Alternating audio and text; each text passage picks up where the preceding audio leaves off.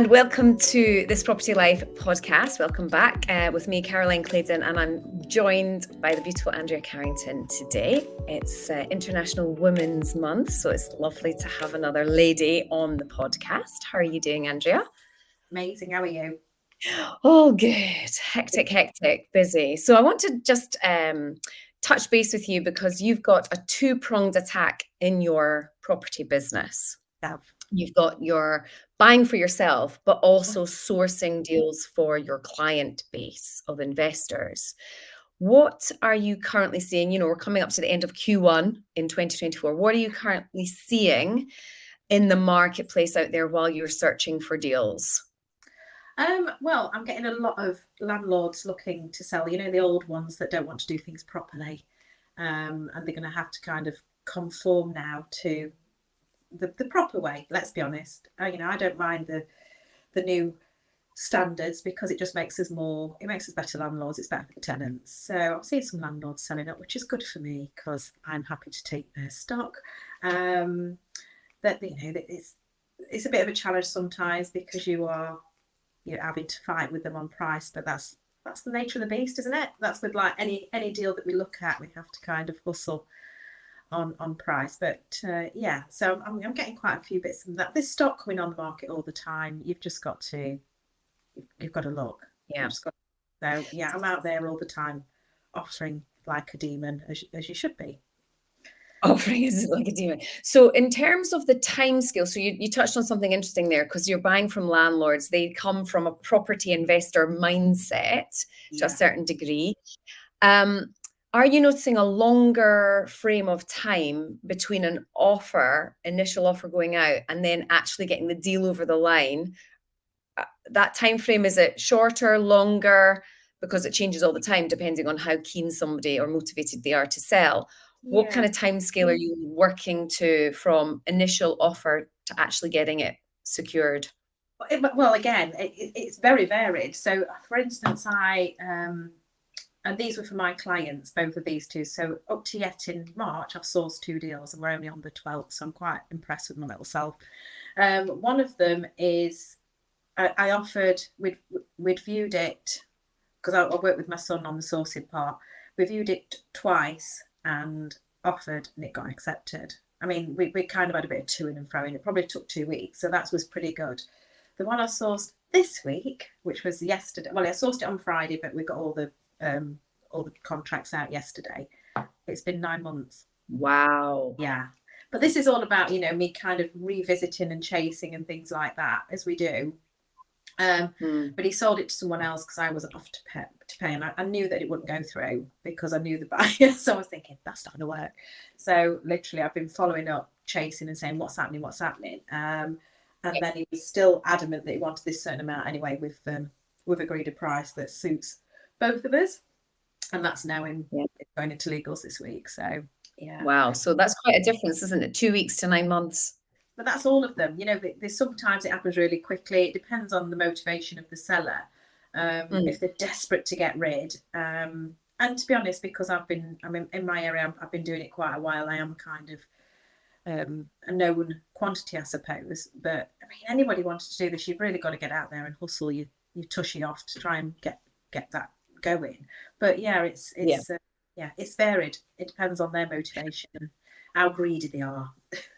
Yes, and how unrealistic they are. So what types of properties are these two that you've just sourced? Are they buy-to-lets or HMOs? What are they? Both of these are HMOs. One of them is a professional HMO, and one of them is a house that's being converted into a HMO for a charity. So a charity have already taken that, but I knew that. So before I viewed it, I was talking to the charity about this property. So I knew they'd take it. I knew my buyer would be because he wants charity properties, and that's what we did. So we paired them up. So before we got the offer accepted, I said, it's going to be around this amount. Before I send it out to the database, I know this is something you'd want. Do you want it? And he was like, yeah, don't send it to anybody else. And he sent out all his documentation and his deposit and everything so that it was his. So, I mean, it's if you've got sellers that are really, really keen to get rid and you've got buyers that are like chomping at the bit, it's a quick process. They're not all like that because I'm telling you, the good stories. This last month it was pain, but we get there. You just have to push. So the buyers that you have, are they generally like armchair investors that are here in the UK, or are they overseas? A little bit of both. What I tend to get is overseas, yes, because obviously I'm their port of call. They do, they can't come, so I'm their eyes, and there's a huge element of trust there because they're relying on me to do every bit of the process. So, which is fine because that's what I'm set up to do.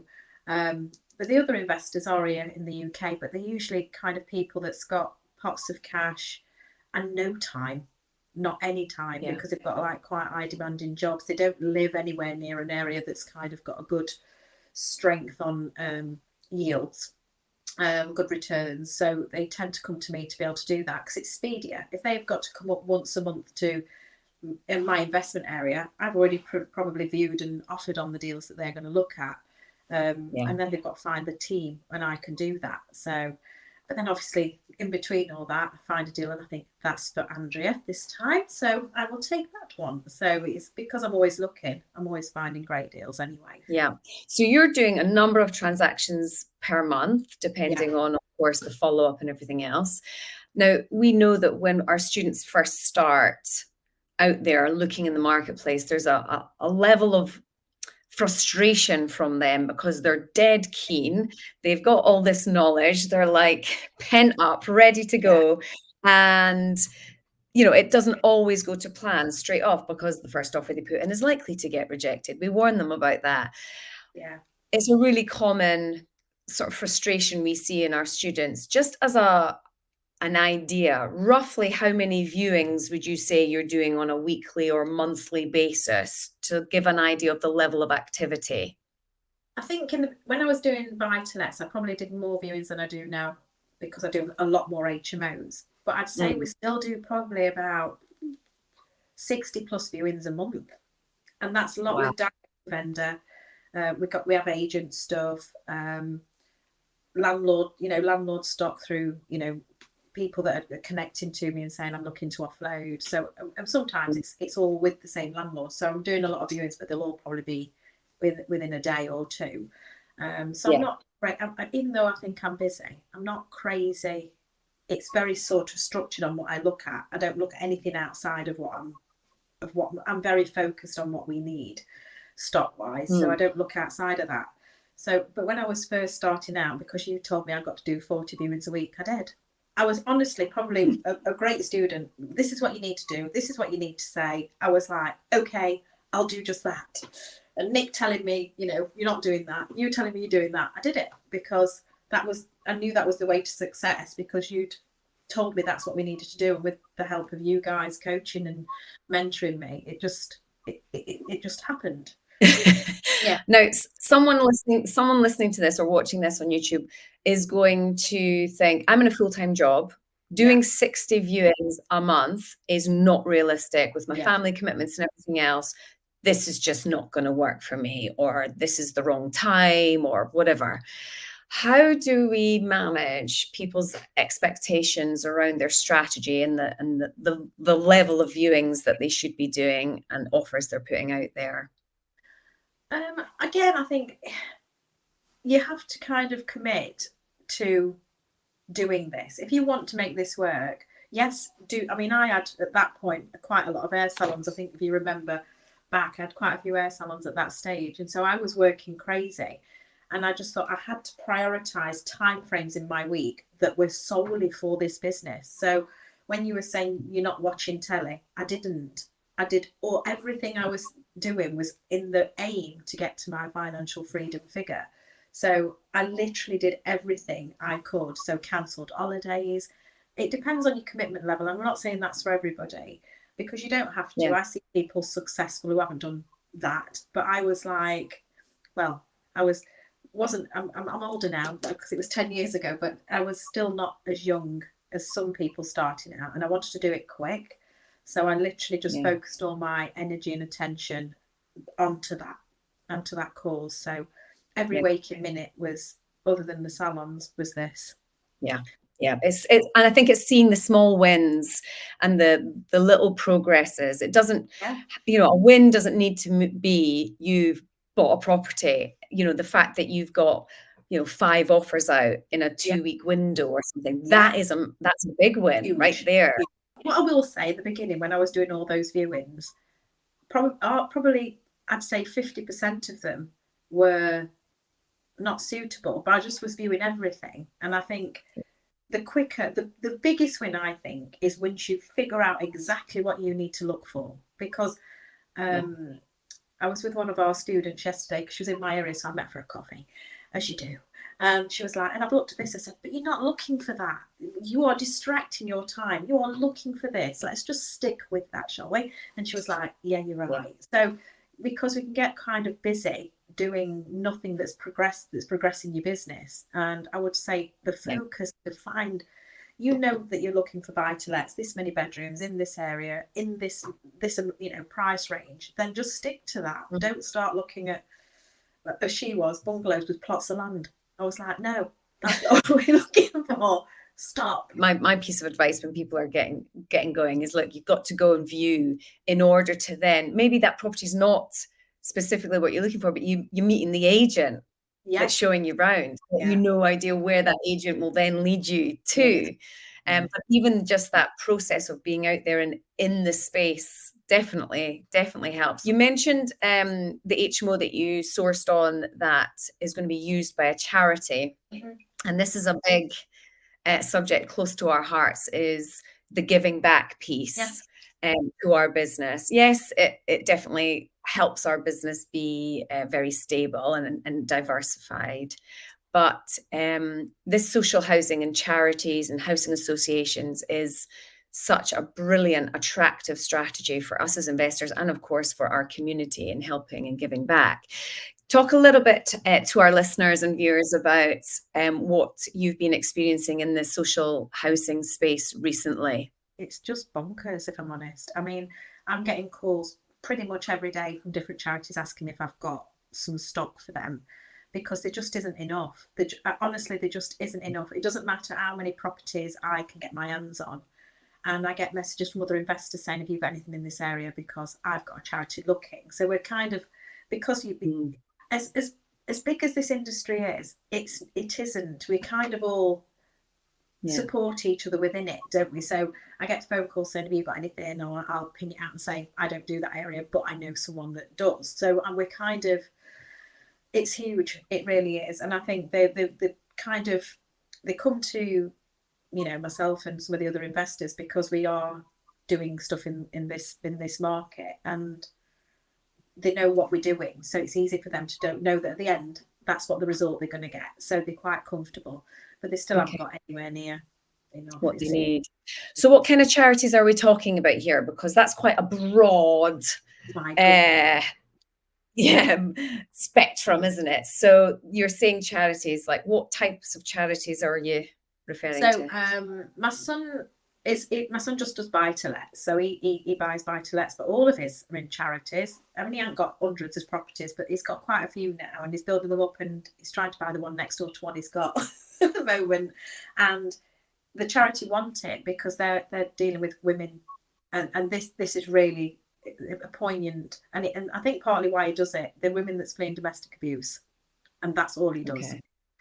And it's such a softie. It makes him, so he's had a problem, even though they maintain it, the gutterings come down to do with the next door's house. So I'm there tomorrow, and he's saying, Mum, you're going to have to go with the builder because she'll be terrified. And I was like, it's fine, I'm fine. It's my builder. We're all good. We'll sort it. Because it's anyway, I won't go into the nuts and bolts of it, but it'll get fixed tomorrow. So, but yeah, it's that. The other one is homeless. The other one that I love, and I kind of have these charities that mean something as well, because even though, obviously, yes, it's a business, I'm making money, it is the giving back. Kids that's been in care all their life, and they now get to a point where the care system's like, we've done with you now, off you go. So there's charities and organisations that work with these children and put them into HMOs and then into flats, so they kind of getting prepared and ready for living independently, and that's really, really nice. And then the homeless charities as well. So I also do, one of my buildings is got in people that need supported living, so they have a lot more care and attention, and that's lovely. That is really, really nice. You've given them a nice home. It's kind of, it's that massive win-win, isn't it? We've kind of got the ability of his portfolio, but we're providing a nice home for people that are in desperate need of that. Yeah. So the charity, if they take on one of your HMOs or one of your clients' HMOs, does that change the lending outlook on that asset? Okay. So talk a little bit about what that means.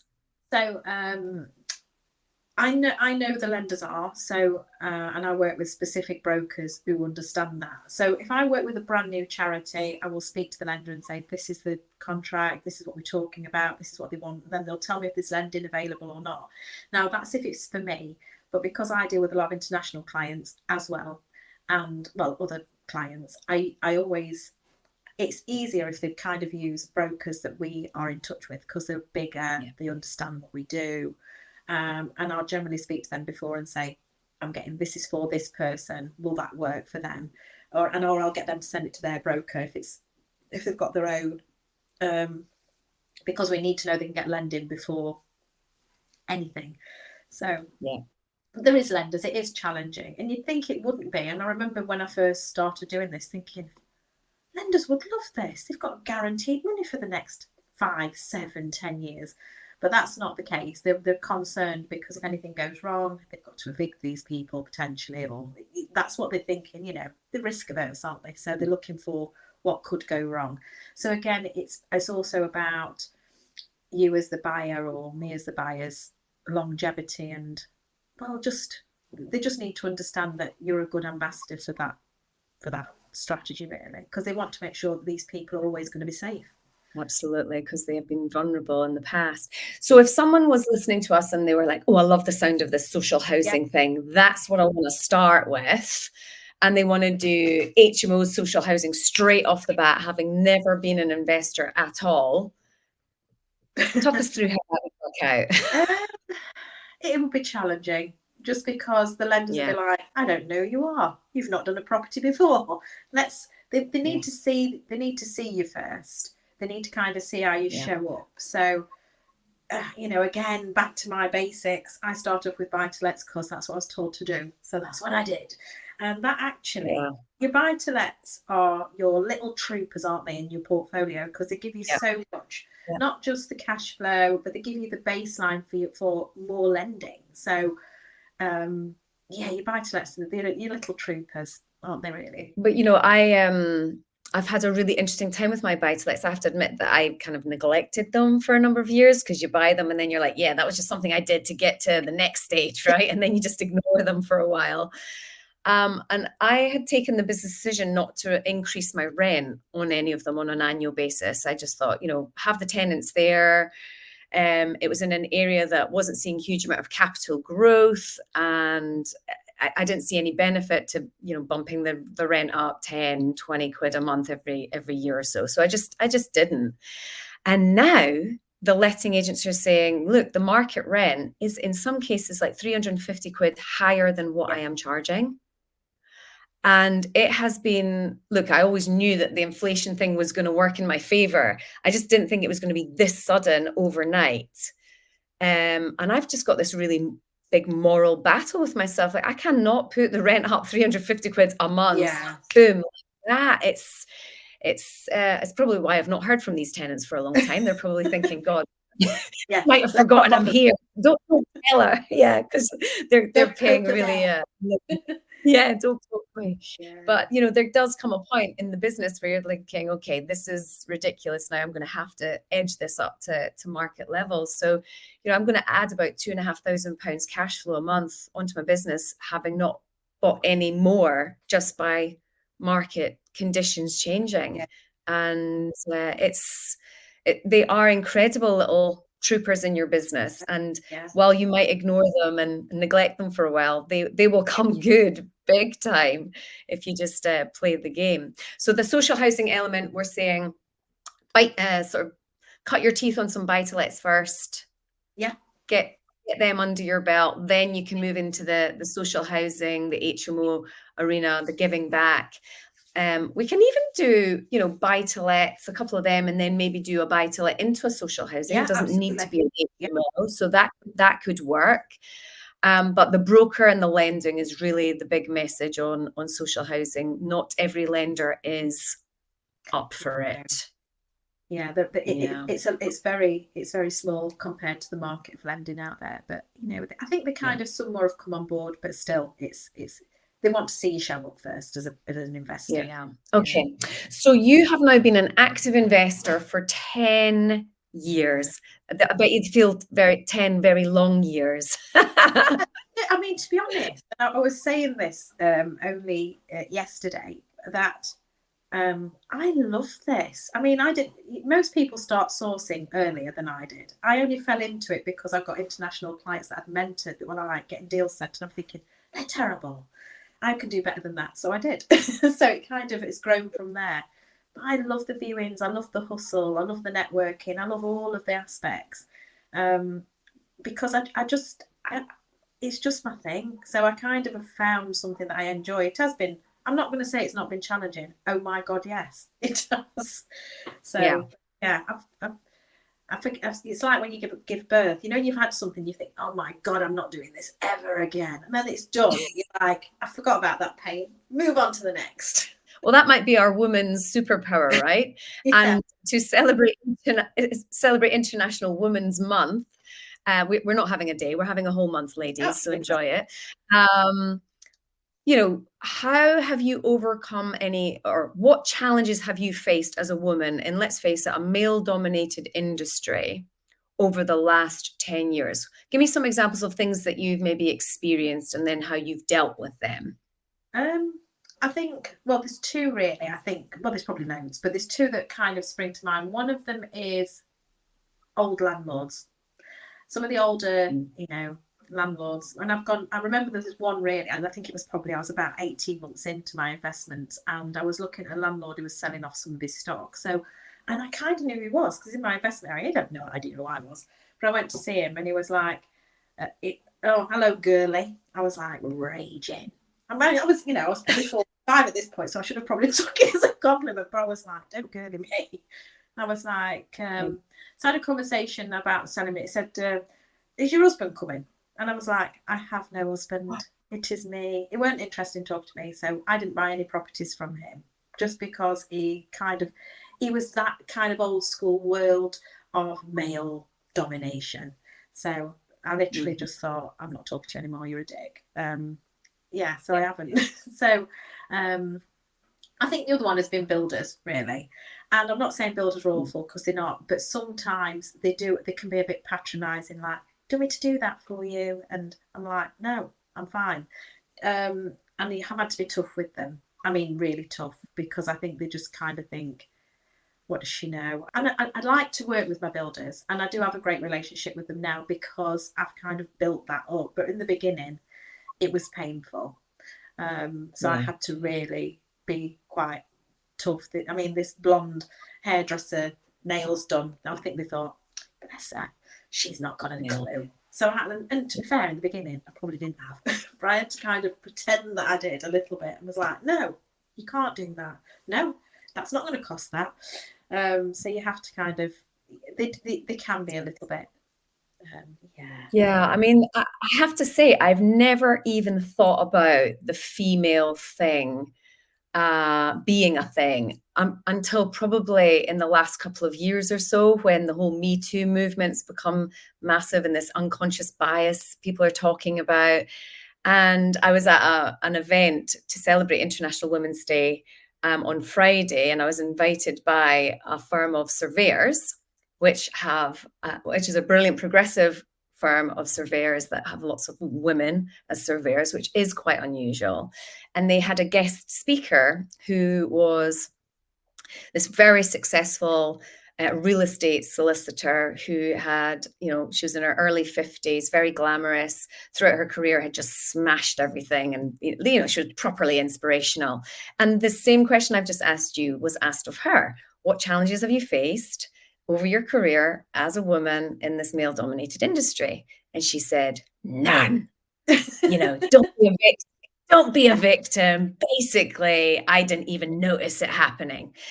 And it enraged a lot of the audience. They got really, really angry. And I was sitting there going, I don't think I've had any female thing, holding me back or chat. And then it's not until it started a little seed in my head that actually our unconscious bias as women in this industry is we put up with a lot of nonsense that we've just desensitized ourselves to and accepted, or we then have to change our behavior to then be accepted or fit in to certain situations. And I started to think, actually, I have been on building sites where the builders are being absolutely inappropriate with their chat, like guttural, inappropriate chat. And I've had to join in and laugh, get involved in that guttural chat in order to be one of the lads on site. And you think, that can't be right.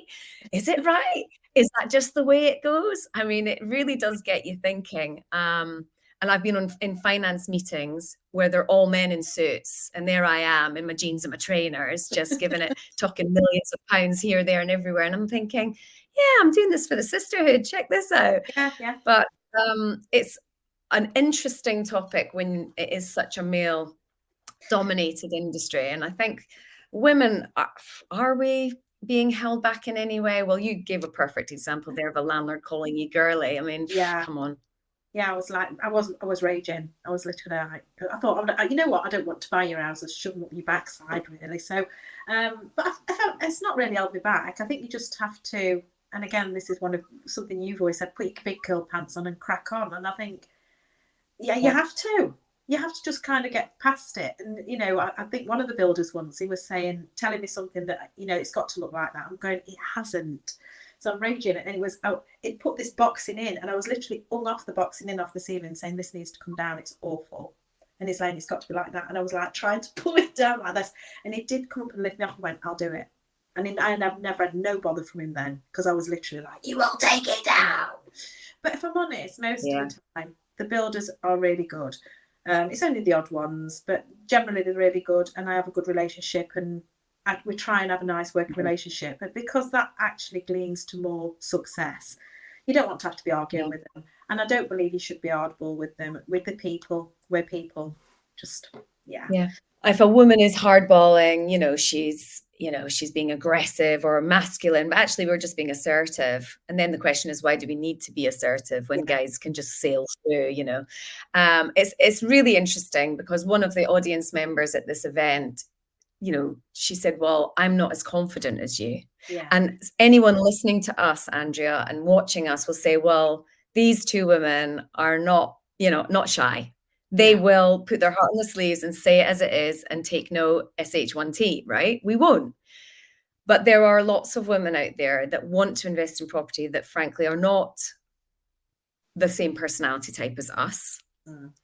And I do fear that there will be scenarios where that lack of confidence and maybe feeling unsafe on a building site or intimidated by a surveyor, it might actually hold them back.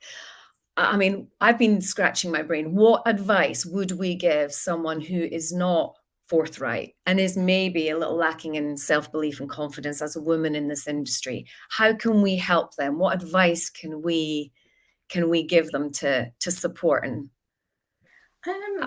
all I've come up with is literally leverage off someone else. And go with someone else. I think you're right. I think possibly leveraging off someone else's time or space or whatever it is that you need. I think that's why yesterday I met one of our students, when she was like, because she's doing it on her own, and she was like, John, I'll meet you for coffee. I was really busy, but she wanted coffee in yesterday, just because I knew that actually she just needed someone to kind of show the support and actually make her feel like, yeah, of course you can do this. You're going to be fantastic at this. And just a bit more support and a bit of, a few tricks of the trade, ideas of how to deal with things. But then what? Because it's a lot of that, isn't it, in the beginning? But I think the support and it is absolutely key. It was something I actually thought about this week because I moved house last week. So I've had loads of trades coming in, joiners, plumbers, you know, because I'm changing bits and pieces. Yeah. And they've come to the house and I'm here on my own. And I did think it's weird because I've took them up to because I'm having my ensuite's being redone. And I took them up to my ensuite in my bedroom. And I'm thinking, this is weird, right? I've got a man that I don't really know in my house. And I thought, should I feel unsafe? And I don't, but actually I understand that you could. Yeah.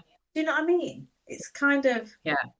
and you know, everything's fine, nothing, but I can understand why people might feel a bit uncomfortable with things like that. It's strange the situations we sometimes put ourselves in. And to be honest, then I'm like, am I overthinking this actually? Because we've got plenty of students whose hang up is something completely different. Not that they're a woman. It might be their color. It might be their language. English isn't my first language. I can't speak English very well.